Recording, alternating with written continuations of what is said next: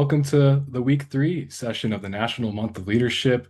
The title for today's session, How Do I Lead Through Service with My Chapter? We have an exciting panel of speakers today to talk more about that. So let's go through the slide deck and see some more. What is happening during this week 3 of the National Month of Leadership? Well, first, as a reminder, maybe this is your first session, but the National Month of Leadership is a national event. It's a time to pause and reflect and invest in our leadership. Individuals, chapters, districts, everyone needs to take a pause to think about how to develop themselves as leaders. We realize this is important because we at KKSI realize leadership is more than just a title. It is in those ways that you show up at practice or with your chapter in a meeting. Even if you haven't been assigned something, that you do the right thing when no one's looking. That's the spirit of fostering that culture and that mindset of the National Month of Leadership. And again, you may wonder, why is there a whole month of talking about leadership? Well, leadership is a core pillar of the fraternity, and its development must be done intentionally. It doesn't just happen by accident. People aren't just born leaders, they work hard toward it. We hope that through brothers growing as leaders individually, they are going to be able to build strong chapters. And strong chapters can do long-lasting and impactful service to their bands, their communities, and help themselves in their future goals. So, this agenda for today, we're going to begin with thinking about what is this Founders Circle part of the National Month of Leadership? What has already happened these last few weeks? Where are we right now in this leadership journey? And again, the main part of today's session is this Leadership Through Service panel, where we have two excellent chapters and their representatives, Iota, Xi, and Nu Gamma, going to talk about their service projects. And there'll be plenty of time for questions and answers about how to help the rubber meet the road, so to speak, and do outstanding service as leaders. So, my name is Jason Ortiz. I'm a life member of the Alpha Eta chapter at the University of Florida. I was initiated in the fall 2012 semester. Professionally, I'm interested in computer science. That was my bachelor's and master's degree. I'm currently an assistant professor at Santa Fe College here in Gainesville, Florida. So I'm a Floridian in the Southeast District. I'm also the current chair of the National Committee on Programs and one of the Founders Circle's speakers as well, able to give workshops and such. And I'm joined today with my partner, Chris. So I'm going to hand it to Chris as well to introduce himself and take the next few slides. Hey everyone, my name is Chris Curran, a life member from Beta Omicron chapter at Arizona State University. I'm also one of the founder speakers, and outside of fraternity stuff, I work as a CPA who does financial statement audits. But I'm really excited to come back here and chat with you guys today a little about leadership and share some of our journeys, share some journeys of our amazing panelists, and hopefully leave you some great information to continue in your leadership journey. So before we get too far into it, we want to take a step back and talk about the Founders Circle, what it is, and maybe hopefully get you a little bit excited about it. And it's Kappa Kappa Psi's leadership development program. So essentially the idea is that there are three different levels that you can spend time on throughout your course as an active and beyond. And they have three different levels of kind of what it means to be a leader. The first one is to understand your leadership style. Now, this is really great if maybe you're a membership candidate, a newly active brother who's trying to figure out, what does leadership mean to me? How can I lead as someone who's authentic to myself? And how can I extend that to get the most out of my band program? We call that the Scroggs level. Level 2 is the Martin level, which is essentially working with small groups and teams. As you progress through your leadership journey, hopefully in Kappa Kappa Psi or just whatever organizations you're a part of, you may eventually become a committee leader or a section leader in your band program. And this is when you really get the chance to, hey, how do I influence my small groups and teams to get the most out of it? And then finally, some of you may become drum major or president or kind of on your executive council or e-board. That's when level 3, the Makovsky level, really kicks in, where it's talking about how you can transform large groups, set a vision, and really try and make a difference through everything you learned in level 1 and 2. And today we're really focusing on that level 3. How can we set a vision and transform large groups? So here, as we go to the next slide, where are we on our leadership journey?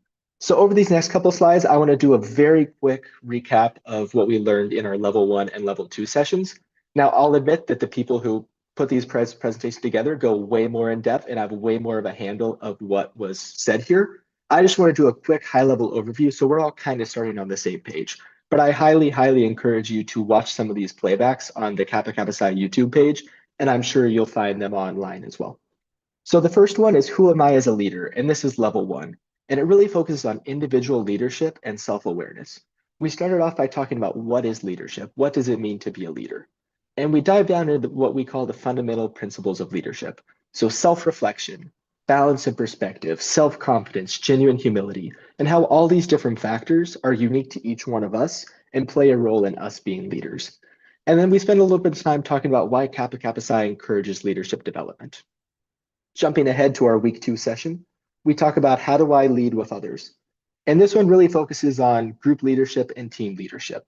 And it's balancing empathy and accountability. How can we be the supportive brothers we want to be while also holding our team members accountable so we're all pursuing our shared goals? We talk about the 3 types of empathy: cognitive, compassionate, and effective.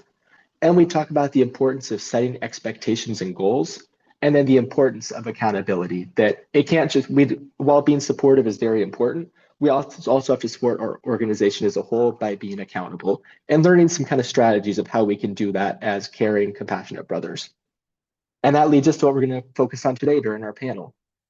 How do I lead through service with my chapter? So some of the areas we're really going to focus today is visionary leadership. So the first one is, how do we develop a vision?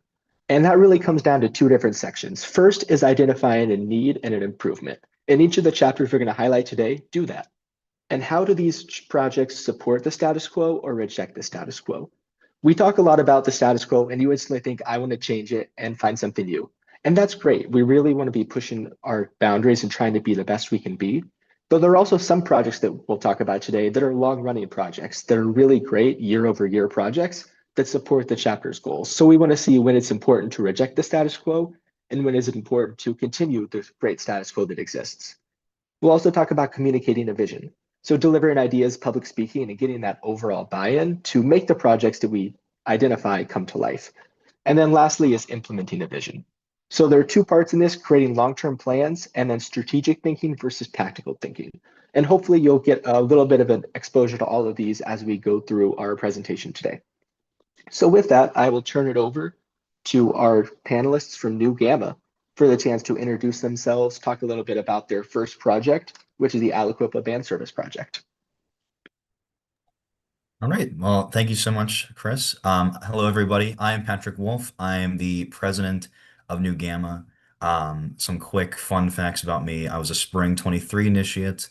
I served as our vice president of service last spring and our music chair in the 23-24 academic year, a member of our Green Giraffe family. And I had the wonderful honor of receiving the W. Francis Macbeth Student Musicianship Award at last NetCon in 2025, which is so wonderful for me. So that's myself, and I'm passing it off to Jadon. All right, thank you, Patrick. Hello, everybody. My name is Jadon Siuzdak, and I am the current Vice President of Service at the Nu Gamma chapter at Robert Morris University. I was initiated in the last spring of 2024, and similar to Patrick, I was also a music chair, but I was music chair last year, and I'm also a member of the Crimson Kookaburras family. So I guess the first project that we'll be talking about today is our Aliquippa Band Service project. Aliquippa is a local high school that we have been attending their home football games and also some away games recently to pretty much just play music in the stands with their band members.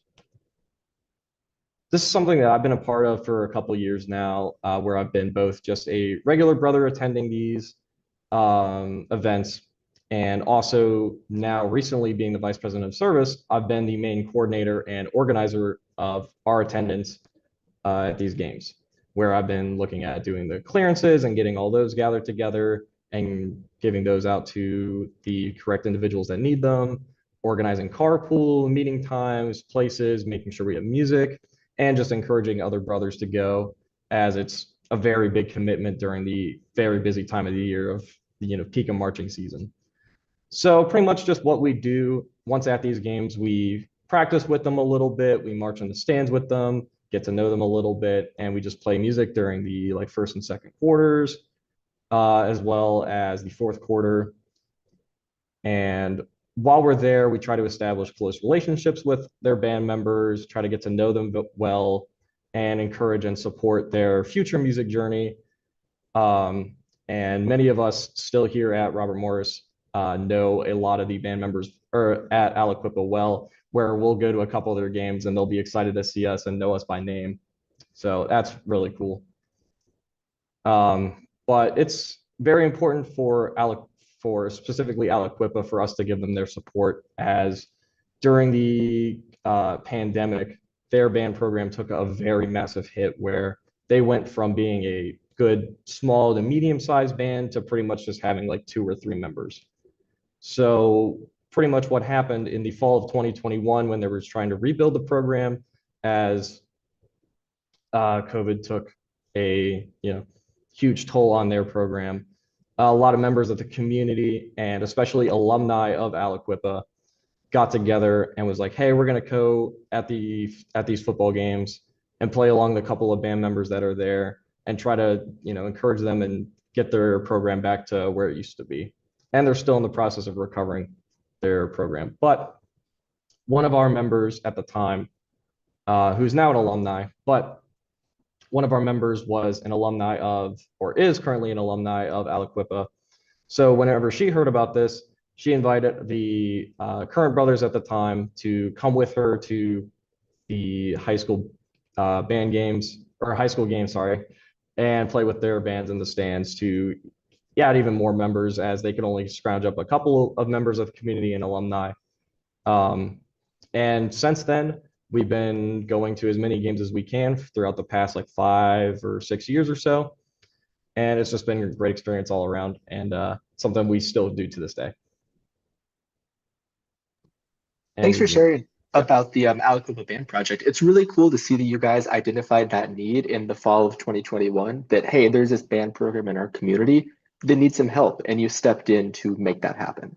So would it be fair to say that this project is kind of a status quo one of your chapter, one that's kind of a go-to project?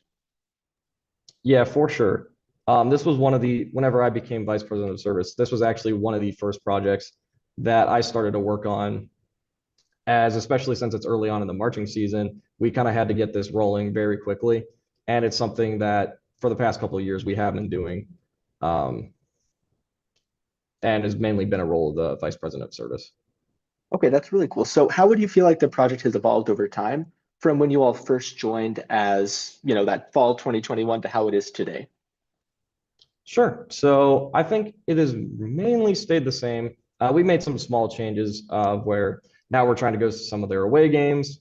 But recently, I think it's just getting a bit more difficult, especially with how busy all of our members are, to get as many people to go, as the football games are on Fridays, and some days, right next day, we might have to go play one of our college games.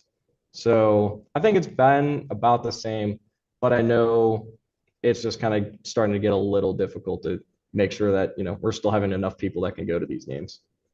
And what do you all feel are the benefits of having this as kind of a recurring project that, as you mentioned, you guys try and come back on a pretty frequent basis, as many games as you can, as opposed to maybe something that you guys do once a year as a massive project? What do you think are the kind of pros and cons of that? Just curious. I think this project is really nice, as their high school is a junior senior high school.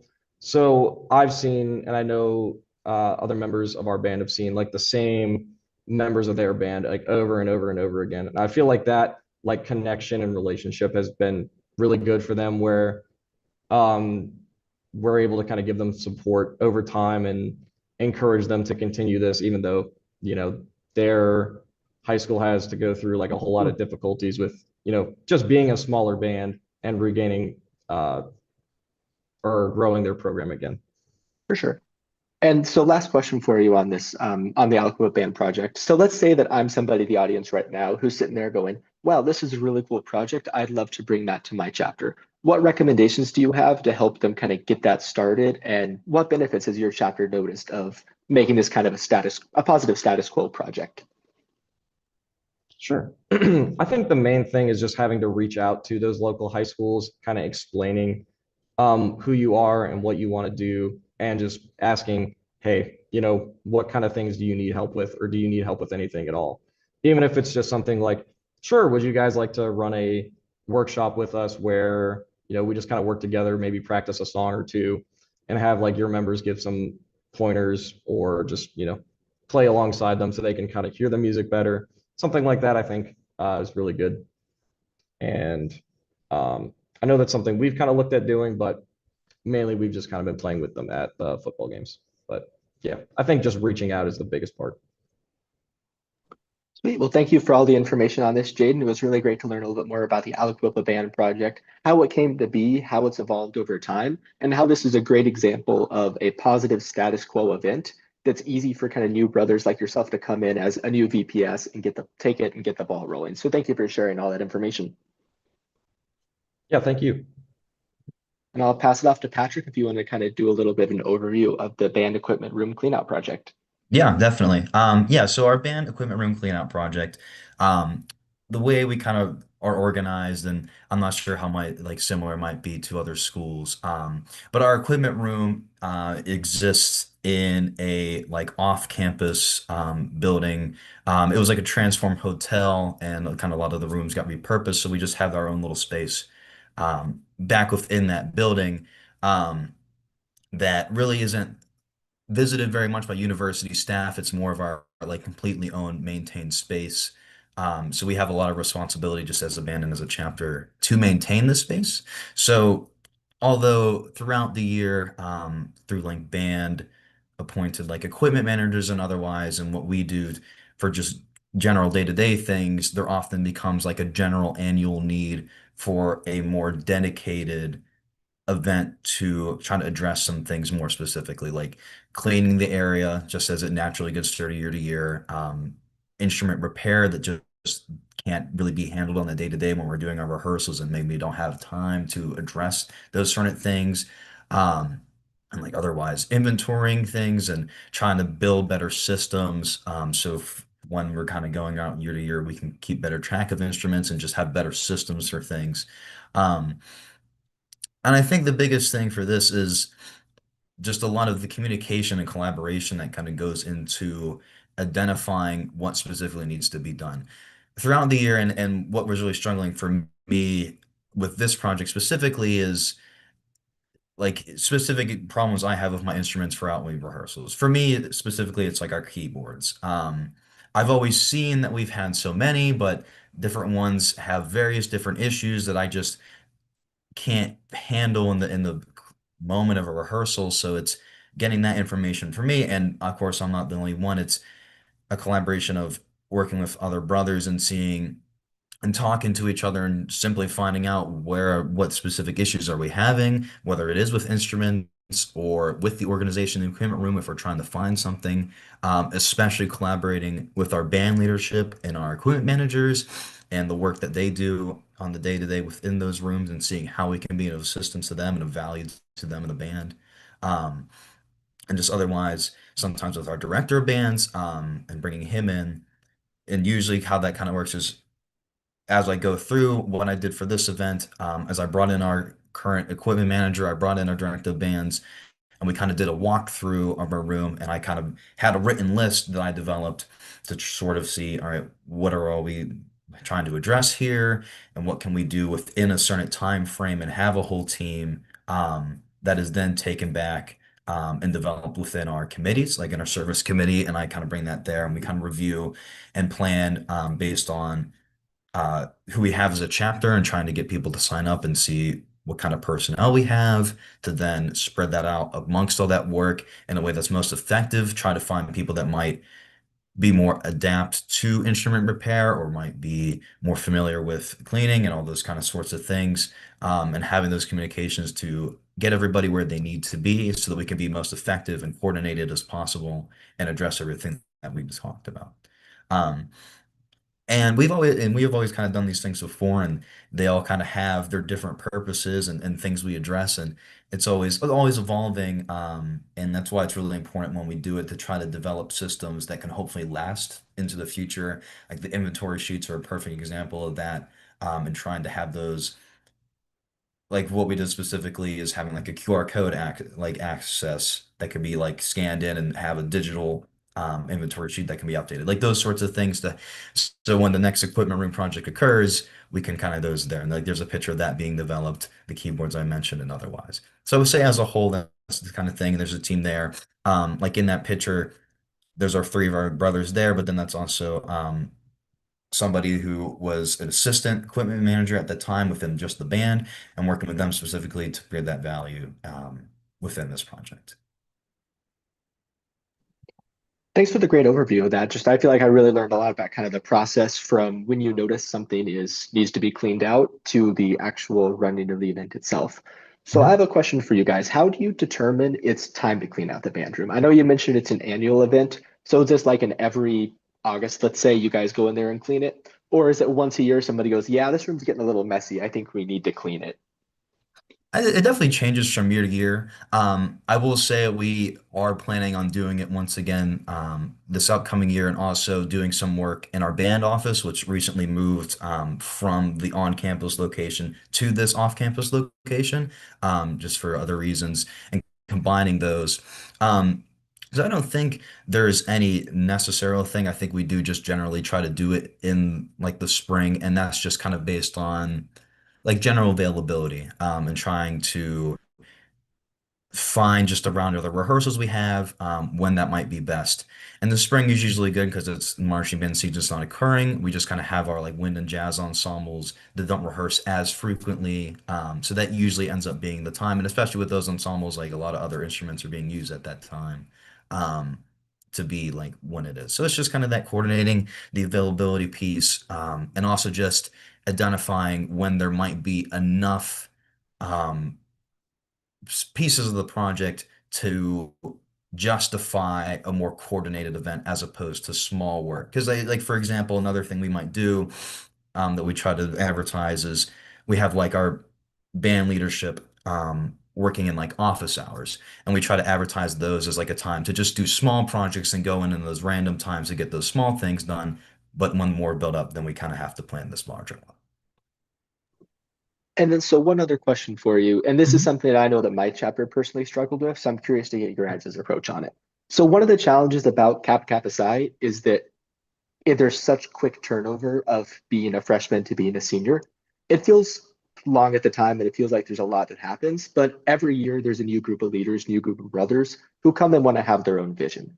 And the specifics my chapter had is we had a room just like your guys's, and every Mhm. leader would come in and go, hey, this room is a mess. I want to organize it my way. And we'd spend the year organizing it. The next person comes in, this room is a mess. There's no system of organization. I want to organize it my way. I did the same thing. The person after me came in and said, this room is a mess. There's no organization. I want to do it my way. How do you guys keep it so that the overall vision remains keeping the band room clean, but there's not that year after year, everybody fighting for it to be their system versus the a system that works, whether it's everybody's favorite or not? Yeah, no, that's a really good question because to be very honest, that's still something we are working through to get it to be the best way that we want it to be. Because I definitely have seen that, and I think it's and getting it in a coordinated way is a lot of communication. I think for us within the chapter, that's a lot of transition document work that we're trying to evolve and to be more beneficial. And that's something we're working on right now. We kind of had a struggle where a lot of our transition documents are created new year over year. They're owned by different emails, and we're trying to make it so they're housed just in our chapter email, that they're one document that's updated. So for events like these, you can kind of see what's overall done, what specifically might have worked, what kind of already exists. So those things can just be adapt upon as opposed to something new. But that's definitely the goal. That's not something we've mastered in any means. But that at least like chapter wise is kind of what we're looking at too. And I think then on the band side, it's just kind of building those relationships, especially with like new incoming equipment managers, depending if they're new or not. Because like for us, sometimes they are brothers, other times they're not. It kind of just fluctuates depending on who those people might be. But just to develop that relationship and talk about what we've kind of done, what their vision might be, and try to find that middle ground the best we can. Yeah, thanks for the thoughts on that. And that's always, I feel like, a problem is, hey, how can we keep this overall new Gamma vision, but everybody have their own kind of touch on it. So thank you for thank you for talking all about this project. And thank you, Jadon, for talking about the other project. And I'll pass it off to Jason to kind of talk about our next group of panelists. Yes, thank you all. By the way, audience, fun fact, Iota Xi and Nu Gamma are the last two chapters to have won the William Scroggs Founders Trophies. So I said they're outstanding chapters. They're actually recognized as some of the best in the country, right? So um, if you want to meet some of them or talk with them, feel free to let us know. Maybe we can connect if you want to chat more. But I'm excited to introduce this next round of panelists from the Iota Xi chapter at Norfolk State University. So let's hand it over first to Jonathan Lee.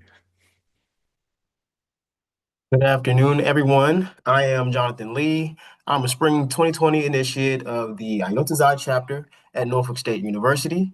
I served as the 2023 to 2024 chapter ritual officer, as well as the past terms chapter president for the 2024-2025 academic school year. This past nationals in Louisville, Kentucky, I served, I was given the great award of the J. Lee Burke National Student Achievement Award. And I'm striving for the highest still to this day. I'll go ahead and pass it on to my Vice President of Business, LaShaun Ruffin. Hey, good afternoon, everybody. I'm LaShaun Ruffin. I'm a spring 2020 initiate of the Iota Xi chapter of Norfolk State University Kappa Kappa Psi National Honor Advanced Fraternity Incorporated here in Norfolk State. From 2020 to 2022, I served as a chapter treasurer. From 2024 to 2025, I served as a vice president of business. And in 2022 and 2023, I was the district keynote speaker. Yeah, thank you guys. So let's first introduce that first project that I so love learning more about, the Breast Cancer Awareness Walk and Can Food Drive. Yeah, feel free to just tell us a little more about what went into this. So let me know if you want me to show some pictures. Yeah. All right. So just to kick it off, our Breast Cancer Awareness Walk and Canned Food Drive. It really just started as an idea of how to show up more for the people around us in the communities. Really, we just interact with every day. I believe we really just didn't want to show up and walk. You know, we believe that advocacy should come with accountability to an extent. So what better way to do that than to measure it? So we made sure our efforts translated into real measurable support for families. And in our first year, we served about 80 families with the cans that we collected. And then the following year, we just took a step back, reevaluated what we could have done better, and just expanded our reach a little bit more to our community and the people that we serve. And we were able to serve 130 families in that year.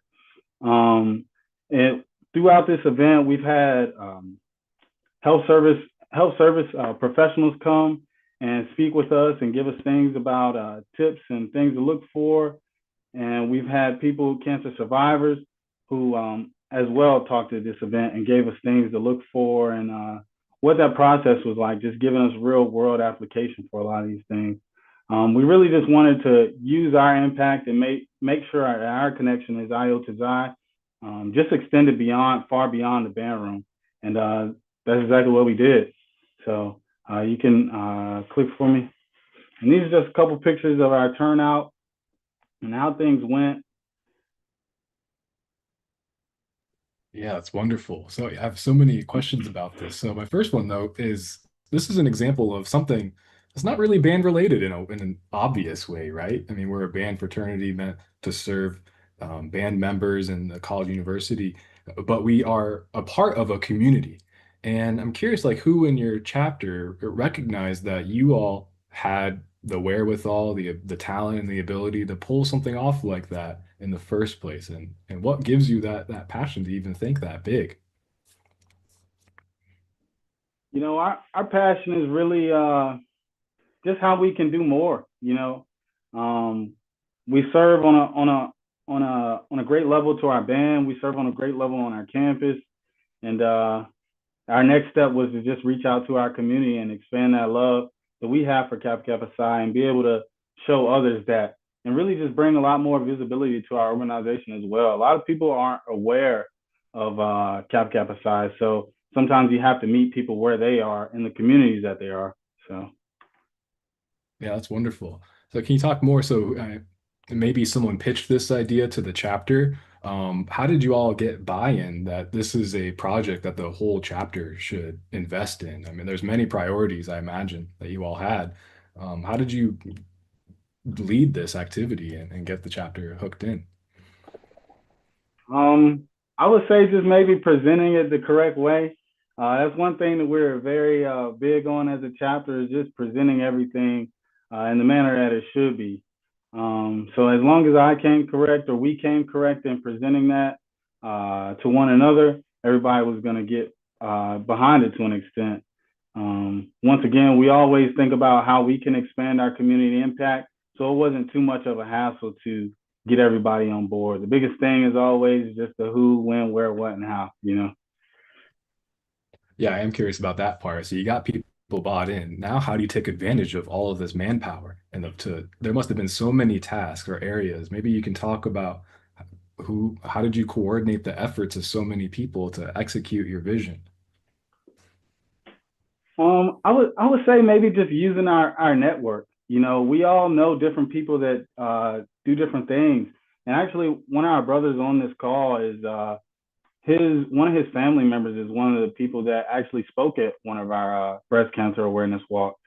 Um, so just using our network to the best of our ability and the connections that we all have individually, and really just pouring and putting that back into the chapter.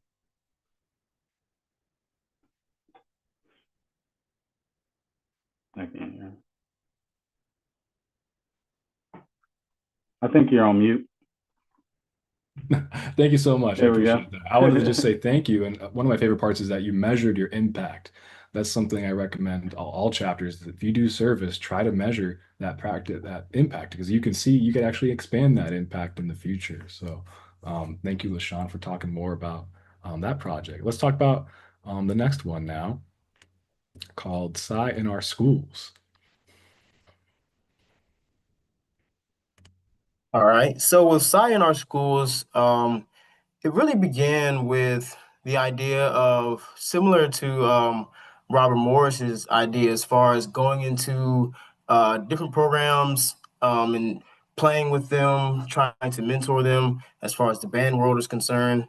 But our chapter sponsor, he is the behavioral specialist at an elementary school in Norfolk. And he recognized that there was a need for direct mentorship from young adult men to the young boys in the school.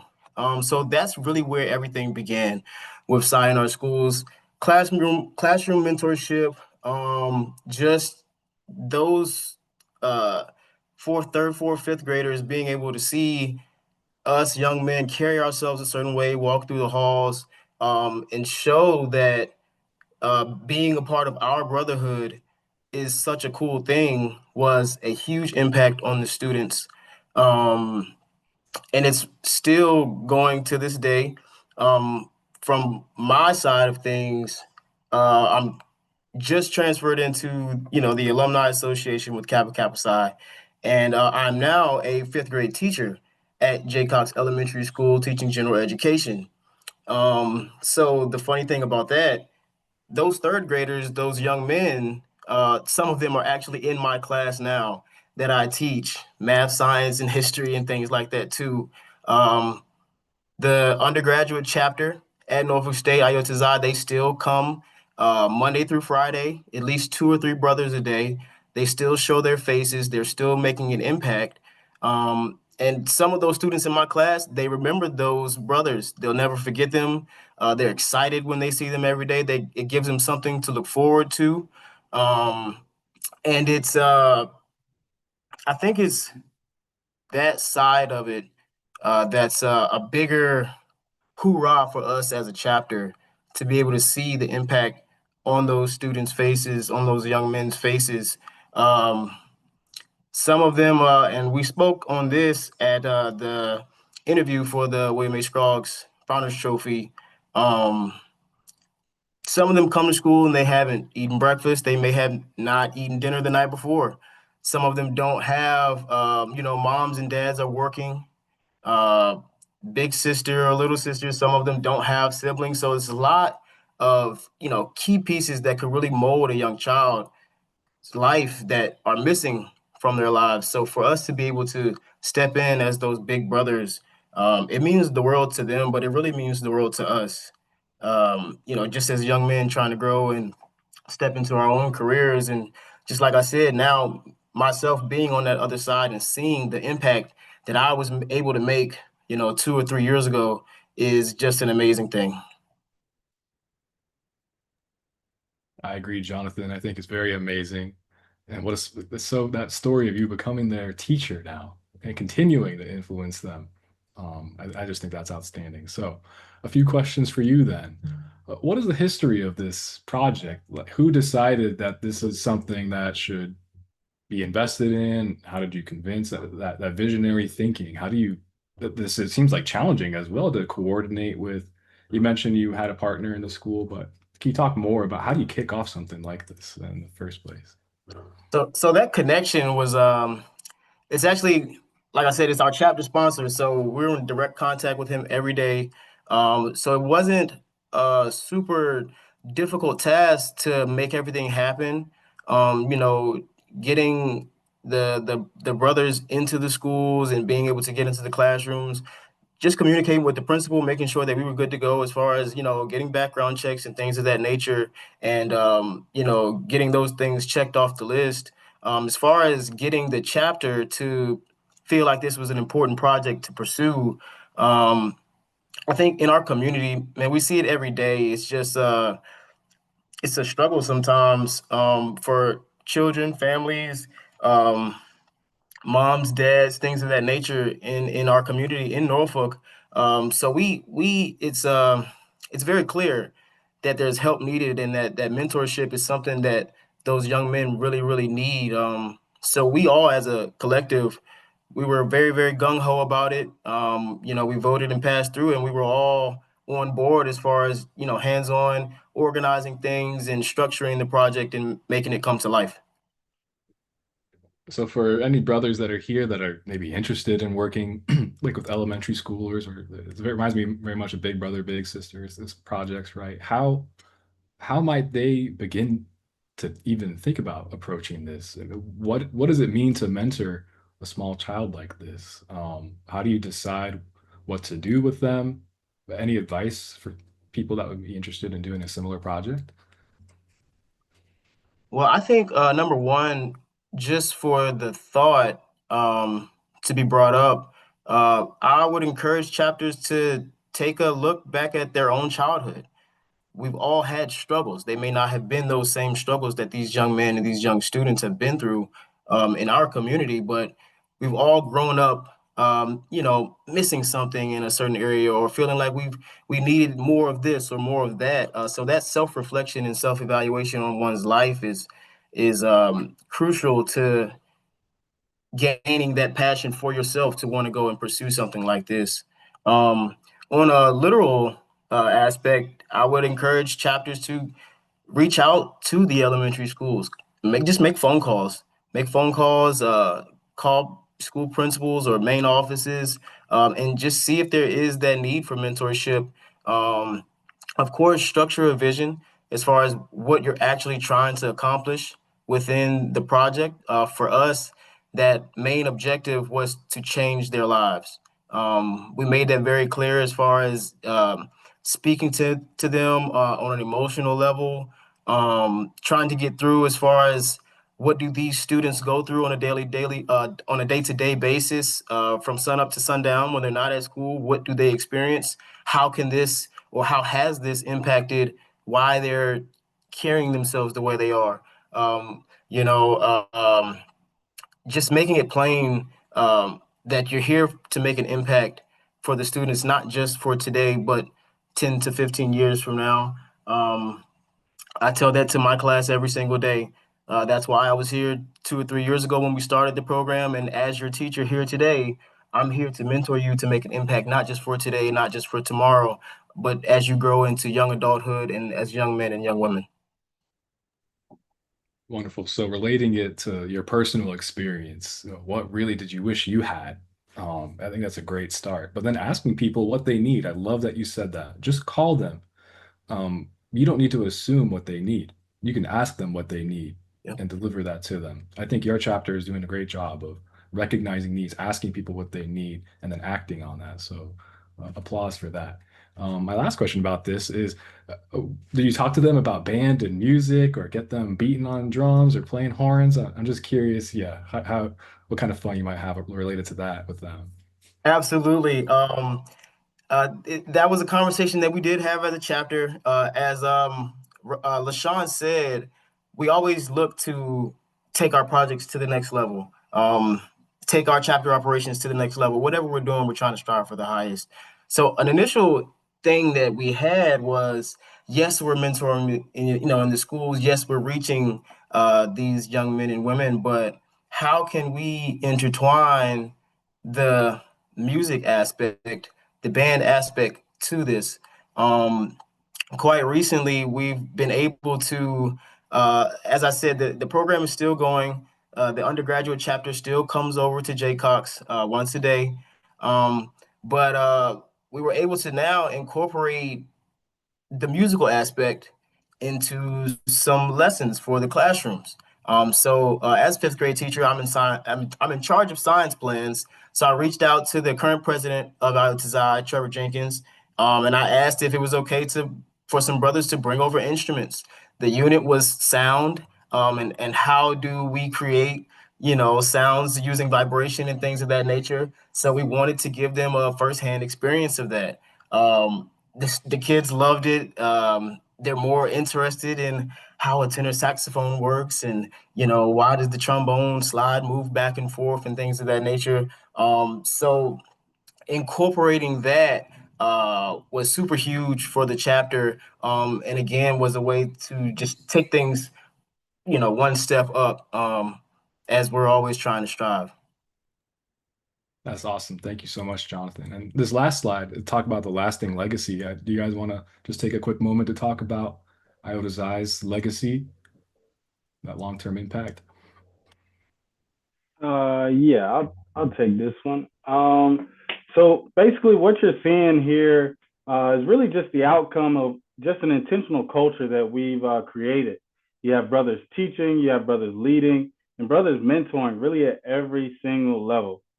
Um, Really, as a chapter, we don't just focus on what we have accomplished or what we can accomplish semester by semester, but we focus more and we have focused more on just who we're developing on the way, because that's really the best story written. So that's just what this slide is about. This is Brother Jordan Barnes in the left-hand corner. Um, this is Brother LaShaun Charity in the middle. Have Brother Hill at the high school level, Brother Hargrove at the high school level, Brother Derek Wright at University of Georgia, and last but not least, Brother Jonathan Lee in the corner. So That's awesome. Thank you all so much. Um, we've had so many projects speed through. These are things that have gone on for years that we made you condense in just a few minutes. So well done. Thank you for chatting more about what your chapter does and what it's like. I think I have a better sense too of that passion in all of you and that dedication to service and to doing things just outside the chapter level or school level. I love that so much. So, audience, this is your chance to ask questions of the panelists. Maybe you are interested in the logistics of one of those projects. Maybe you want to hear more about how to effectively communicate a vision or to handle uh, the diverse interests of your chapter. What sort of questions might you have for them? Or also, you can ask questions of Chris and I about the Founders Circle or other leadership development, just what's coming to mind after this session. So, I'm going to open the ability for all folks to submit a question through these slides Q&A feature. So, feel free to ask your question here at the link above. I'm going to try to copy this link and put it into the Zoom chat at least so you can easily access that. Feel free to also comment your question as well in the chat. and we will curate a list. But we have at least 5 to 10 minutes to chat about these questions. So think big. What about community leadership might you be wondering? So let's get the questions in.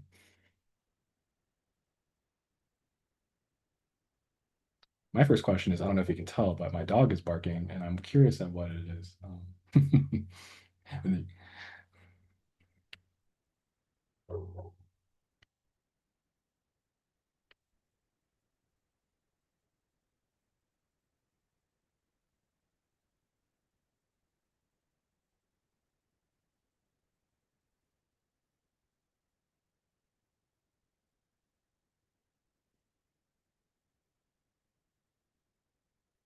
Audience, so waiting for some questions. Hopefully, y'all are thinking about your own chapters and the service you do. What challenges do you have? Maybe you just want to share a bit of your own story now as well. I'm open to that. Have you had similar experiences or projects involved with your community? How do you decide who needs your service as a chapter? These sort of things.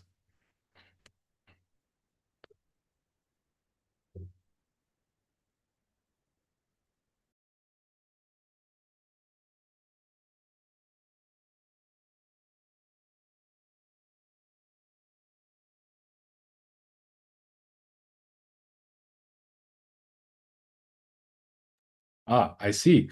Maybe you all submitted questions through slides, but it was actually limited to KK Psi only.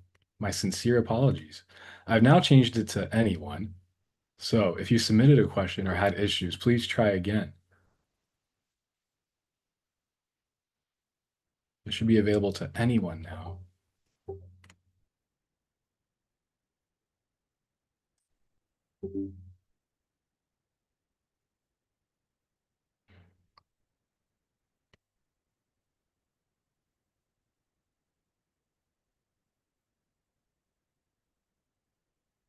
So again, if you had submitted a question, maybe retry now.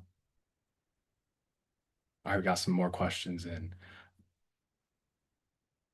So the first question I can see up here through the slides, it reads, how can chapter officers best empower chapter members to engage with service activities? I'm going to repost this into the chat. So yeah, interpreting this question, right? If you're a chapter officer, you're president, vice president, getting your chapter bought in to do the service activity, how are you doing that? LaShaun raised his hand. Feel free.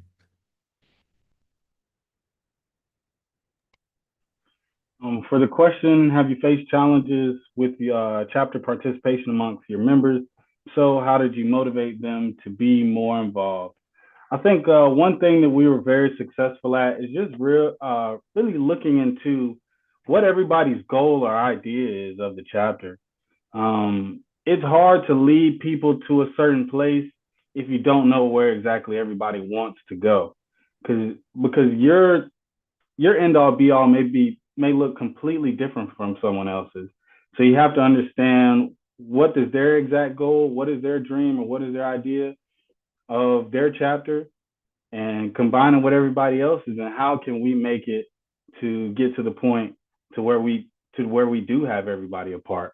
And once you do realize and look into everybody's goal, that's when more so you can just create a system of accountability. Just because of y'all know where y'all want to go now, y'all are all on the same page of things. So now you can hold each other accountable towards being a part and participating more, and just making people really look into their original reason as to why, you know.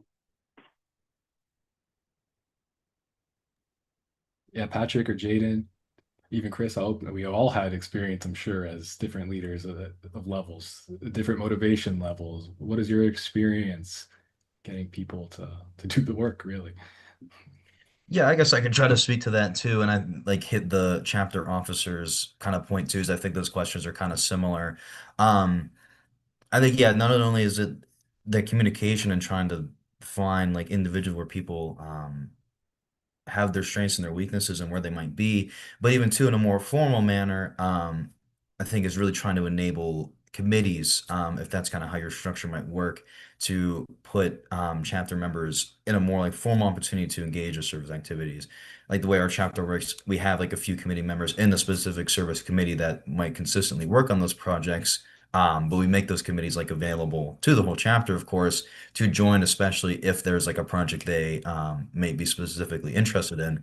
And not only that, but I think it takes that proactive like invitation in empowering chapter members to engage and going and having already understood what things people might care about and what they might be good at or familiar with, to go proactively invite them and enable and give them that opportunity to plan it, to come and be personally part of it through that kind of like proactive outreach.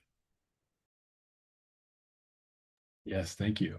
I I love that thought. Actually assign them the work to do, and it's very hard to not do it. People feel pressure when, oh, I'm the only one. If you've ever been in a group project at school, and you're the one person doing it, it's that similar thing. Giving them the actual responsibility is great. Assign the tasks to the person. This next question for Iota Zai, there was a couple. People are curious, how were you able to manage going to an elementary school daily and on a consistent basis while being college students and doing all your extracurriculars? Well, first of all, I definitely understand the question. It can be a lot, especially like Jason said, with classes and band practice and all these other things in our own personal lives. One thing we're big on, number one, is we are a pretty big chapter, is maybe 25 to 27 around last year. So we were able to put together a system where each brother just let us know, hey, when are you available Monday through Friday? If you have a couple hours of a window, we are big on sacrifice, and we understand that, we have to use all of our time in a day. So if you have that small window, grab your lunch, shoot over to Jaycox really quick. We'll have maybe two or three brothers per day. But I will say too, one thing, as being on the teacher end of things now, the undergraduate chapter, they're still big, but there are certain days where they're not able to get certain brothers there. One thing they've done, and it's huge, especially with working with elementary school students at that age and just at that curiosity level, you have to be clear with them. So we can't come in and say, we're coming every day, and then it gets to Tuesday and their mentors aren't there. They will be disappointed. They will feel that, especially when we've created such a strong bond. They look forward to seeing the brothers come through the building, with their letters and Nelia and things like that on. So if it can't be done, where it's a 5 days a week type of thing, and this is for any other chapter that's interested, only do what your chapter is able to do. If it's a Monday, Wednesday, Friday, if it's a Tuesday, Thursday, you can only get 2 days out of the week. That's perfectly fine. Something is always better than nothing. Just make sure that when you go into those schools and you start this program, you start to build these one-on-one relationships with your mentee. Just make sure it's clear. Hey, I'll be here every Tuesday. You'll see your brother here every Thursday or Friday. It's all about being clear, as far as the expectations and their expectations of you as their mentor. Yeah, thank you, Jonathan. My takeaway from it, if I were to summarize your advice, would the takeaway is you need to have clear expectations of what is a priority in the implications, right? If you just assume people will do things or don't articulate it clearly, then things could be dropped. So it sounds like your chapters prioritize this. This is a priority for you, and you made that really clear. So I think as leaders, emphasizing that um, really clearly the expectations of the people is good, and that's just something you have to sacrifice. Yeah, that mental model y'all have.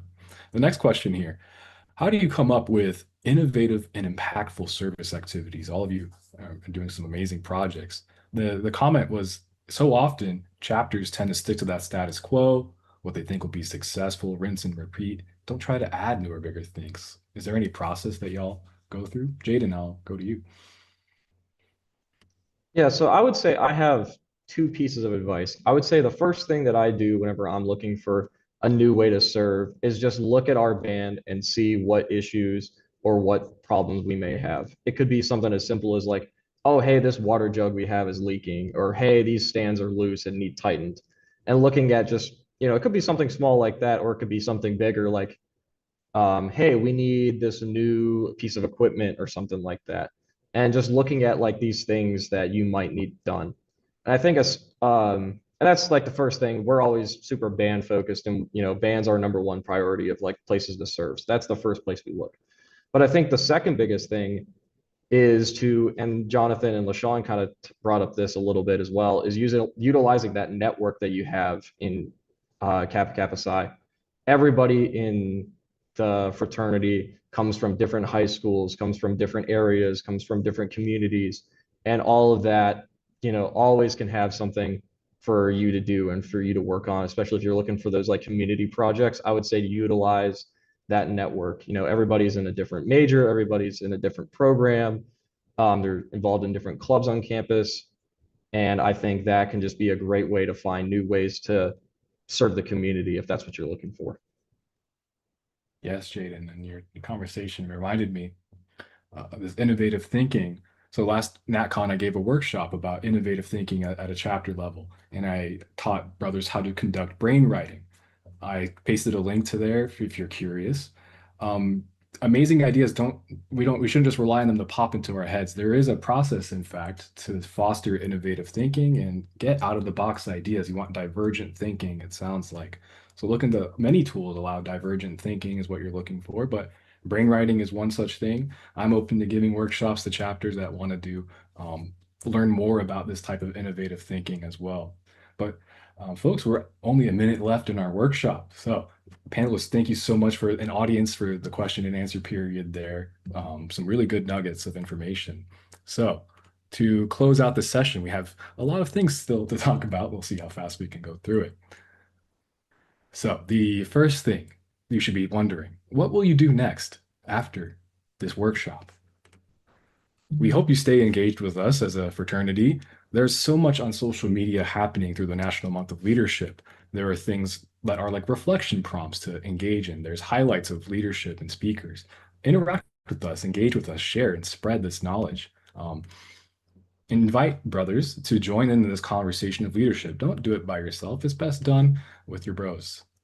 And feel free to attempt the Founder Circle Level 1 certification. There is a assessment you need to do, and you need to attend a session at district convention. From us specifically, I'm going to spend a moment. Everyone, I'd love for you to get your phone out and scan this QR code. This is a link to a chapter handout that I hope actives will conduct with their chapter at some point. This is what do we think as a chapter about our service, getting this discussion on the short and long-term vision for serving your community. I'll just pause for a second to let you take a screenshot or take a picture and then get it. But yeah, focus on this discussion as a chapter and coordinate it, or at least answer the questions for yourself. If you need more time or to get it, well, I'm sure we'll hand it over to you in another way. Just let us know. So, what's up next for the National Month of Leadership? There's one more session with the amazing Jessica Lee and Jack Gornick. It's on Monday from 7 to 8 p.m. Central Time. And it's about what is my leadership journey moving forward, kind of tying everything together. You can register for that event at events.kkytbs.org. Also, you can see Chris and I at District Convention next month. I'm going to be at Southeast District Convention doing a project planning workshop. Chris, did you want to chat about what you're going to be doing at convention? Yeah, so I'll be attending Western District Convention, being from the Western District, just as a fan, as somebody going back as an alumni to kind of see what's going on. So don't hesitate to say hi. And then I'll be leading a presentation on leading through interpersonal conflict at Southwest District Convention. Awesome. And Chris, I'll hand it to you to sign us off today. Cool. In fact, I'm going to pass it back to you for that one for the overall sign off. Okay. Yeah. So the end of this workshop has, again, a reminder to do the Access Learning modules here, or not do the access the learning modules here. Please complete them if you would like to get Founder Circle certified. It's many great resources to learn more, but as well, feel free to just reach out to us at the Founder Circle at kksci.org if you want workshops or talk more about leadership. We're open here for you. I don't know if he's still in the room too, but IPP Bong Ko has joined us too. I wanted to give Bong. Bong, did you want to say hello? And I just want to thank Bong for organizing this whole month. He has been a visionary leader to the T, coordinating many events. You're a wonderful leader, Bong. Any words for the audience? I just wanted to say if we all could give some sort of digital or round of applause to our speakers, Jason and Chris, for actually putting the work for this session. This type of stuff can go in so many different directions to have a vision, to have an actual plan, and to be able to actually execute, as we've been discussing this whole time, takes a lot of self-discipline. And so with that, in any of these sessions, virtual district conventions, it's very easy to feel inspired, motivated in the session, but it's really what we do in between the sessions, right? Every time we go from chapter meeting to chapter meeting, from session to session, from year to year, what is the work that we're actually willing to do that actually moves the needle? If it's something small, something larger, even if it's just having a conversation, what sort of action are you willing to take? And, my word for 2026, the word is intention. And again, regardless of what I'm actually deciding to do, I'm going to do it with intention. And I would encourage you all that you're going to get the most out of KK You're going to get the most out of your time as an active alum, as an MC, based on what you put into it and the intention you put behind it. So thank you to our panelists for showing that intention, showing that planning and the execution as well. And if there are ways that you want us as speakers to hold a special session for your chapter, for your band program, as you're thinking about band camp, elections, whatever it is, reach out to us on the email on the screen here, foundercircle@kksci.org, and we can definitely set that up. And I will say there's quite a few chapters that have already taken advantage of this, and our speakers are pretty busy for the next few months. So thank you again, Jason and Chris. Thank you to Mason, who is now our national membership and expansion coordinator, who's been helping with the back end of these sessions too. So thank you all. Thank you, attendees, and happy National Month of Leadership.